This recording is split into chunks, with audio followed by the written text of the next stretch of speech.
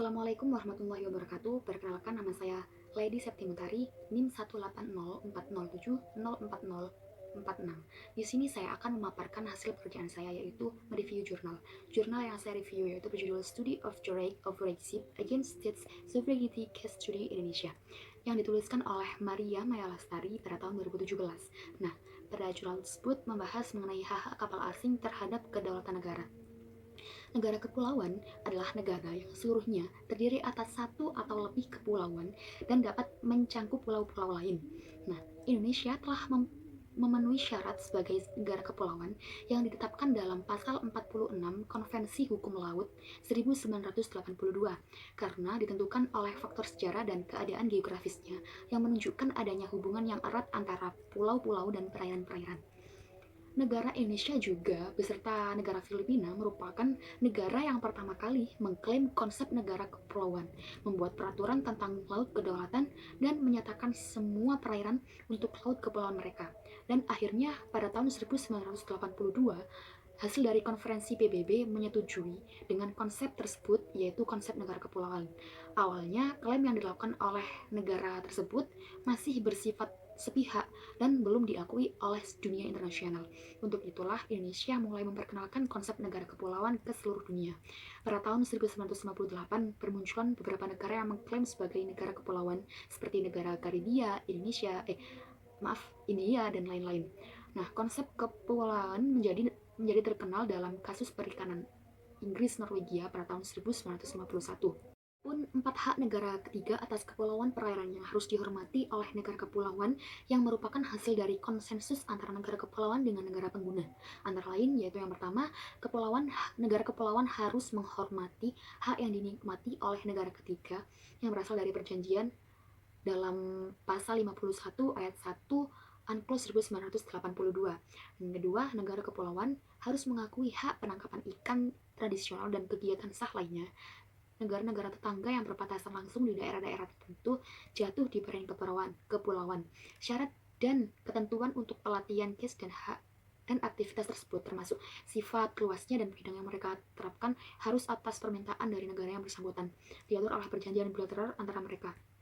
Nah, dalam tersebut terdapat dalam pasal 51 ayat 2. Kemudian kewajiban negara kepulauan adalah untuk mengharapkan kabel bawah laut yang ada diletakkan oleh negara lain dan lewat melalui perairannya tanpa membuat pendaratan. Negara kepulauan harus mengizinkan pemeliharaan dan penggantian kabel tersebut, menerima pemberitahuan lokasi mereka, dan niat untuk memperbaiki atau menggantikan mereka. Terdapat dalam pasal 51 ayat 2 UNCLOS 1982. Dan yang paling penting, ada hak navigasi dari negara lain. Setiap negara bagian menikmati alur laut atau rute penerbangan di negara kepulauan.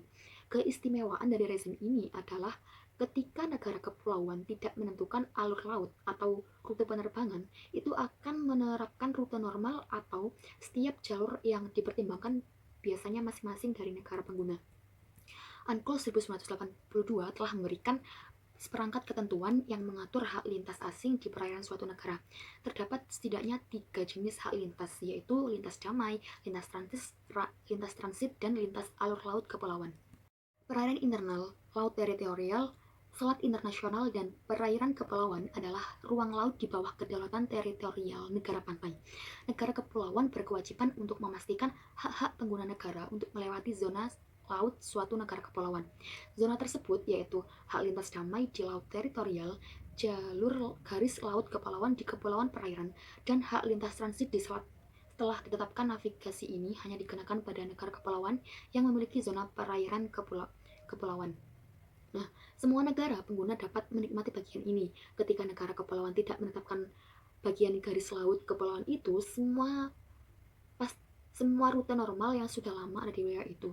Ketentuan tersebut ditentukan pada pasal 53 ayat 3 UNCLOS 1982 yang menyebutkan bahwa lintas alur laut kepulauan berarti pelaksanaan hak pelayaran dan penerbangan yang sesuai dengan ketentuan-ketentuan konvensi ini dalam cara normal semata-mata untuk transit yang terus-menerus, langsung, dan secepat mungkin tidak terhalang antara satu bagian dari laut lepas atau zona ekonomi eksklusif dan bagian laut lepas atau zona ekonomi eksklusif lainnya.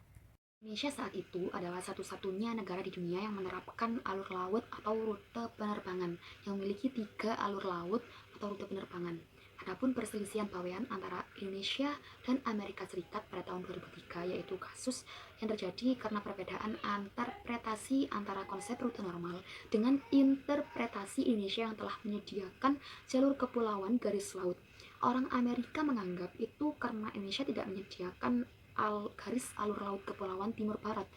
Nah, itu akan berlaku pasal 53 ayat 12 UNCLOS 1992 yang menyatakan bahwa apabila suatu negara kepulauan tidak menentukan alur laut atau rute penerbangan, maka hak lintas alur laut kepulauan dapat dilaksanakan melalui rute yang biasanya digunakan untuk pelayaran internasional. Nah, hak lintas alur kepulauan dapat dilakukan melalui rute yang biasanya digunakan untuk navigasi pesawat perang Amerika lewat dan bermanuver di Pulau Bawean, karena Amerika Serikat berasumsi demikian menggunakan kebebasan navigasi mereka sebagai efek dari implementasi rute biasanya atau rute normal seperti yang disebutkan dalam UNCLOS pasal 53 ayat 12. Sedangkan pendapat Indonesia berdasarkan pasal 3 ayat 1 Pemerintah Peraturan nomor 37 tahun 2002 yang berbunyi, ia hak lintas jalur laut kepulauan atau ASLP melalui perairan Indonesia dapat dilakukan sesuai dengan peraturan ini sebagai segera setelah jalur laut kepulauan ditetapkan di perairan tersebut.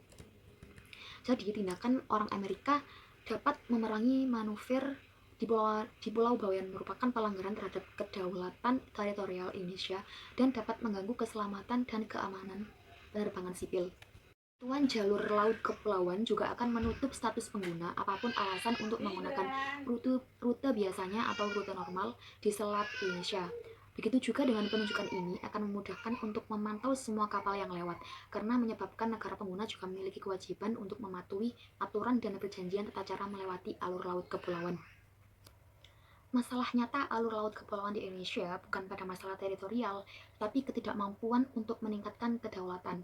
Dengan konsep mode normal, ketika ada kapal asing yang lewat melalui alur laut kepulauan tersebut akan membutuhkan peralatan dan teknologi yang sangat canggih.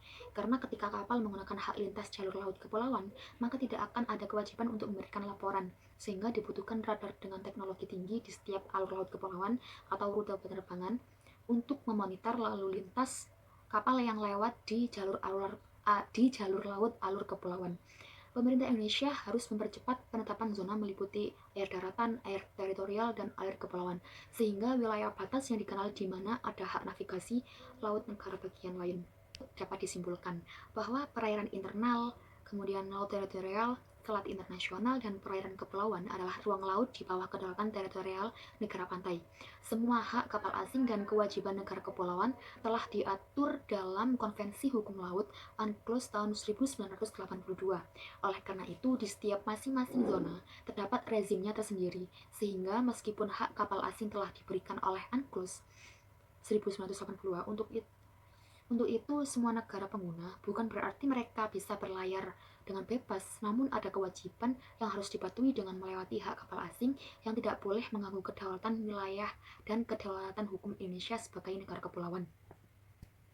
Pada dasarnya, kapal juga bisa menjadi sumber polusi bagi lingkungan laut. Salah satu contohnya adalah ketika kapal berlayar.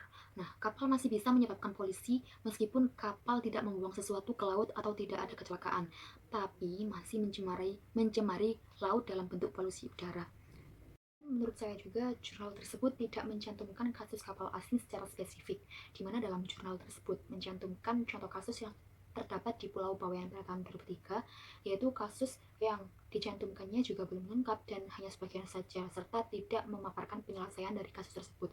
Kasus tersebut adalah kasus yang tidak hanya mengenai kapal Amerika saja, namun juga pesawat udara milik Amerika Serikat. Jadi sebaiknya memaparkan kasus secara lengkap beserta dengan penyelesaiannya. Atau bisa juga mencantumkan berbagai macam kasus kapal asing yang melanggar kedaulatan negara, yaitu kasus yang ada di Indonesia.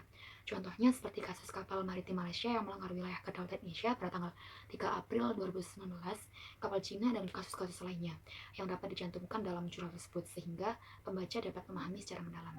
Sekian dari saya, terima kasih.